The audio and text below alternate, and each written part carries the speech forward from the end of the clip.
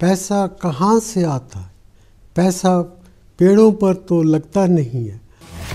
जब देश का प्रधानमंत्री ही ऐसी बातें करने लगे तो सोचिए जनता का आत्मविश्वास क्या रहा होगा उस वक्त। पैसा पेड़ों पर तो लगता नहीं है। जनता को क्या चाहिए?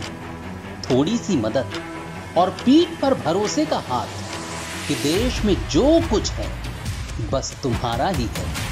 ये जो पैसा दिया जा रहा है ये आपके हक का है, कोई इसको वापस नहीं ले सकता है, न मोदी वापस ले सकता है, न राज्य की कोई सरकार भी वापस ले सकती है। 2014 में जब मोदी सत्ता में आए तो कुछ ऐसा ही भारत उन्हें विरासत में मिला था, जहां की सरकारें खुद जनता से कहा करती थी कि पैसे पेड़ पर नहीं उगते, हम आपको कहां से दें।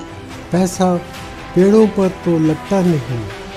मोदी को विरासत में मिला था कांग्रेस के 12 लाख करोड़ के घोटाले वाला भारत। मोदी को विरासत में मिला था 8.88 लाख करोड़ की तेल सब्सिडी का दंश।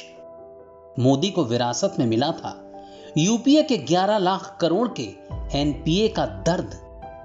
मोदी को विरासत में मिला था 2.48 लाख करोड़ के ऑयल बॉन्ड का बोझ।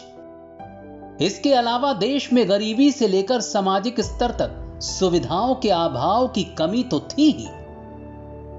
जब मोदी सरकार में आए पैसा तब भी पेड़ पर नहीं उगता था, लेकिन मोदी ने टैक्स में राज्यों की हिस्सेदारी को 32% से बढ़ाकर 42% कर दिया।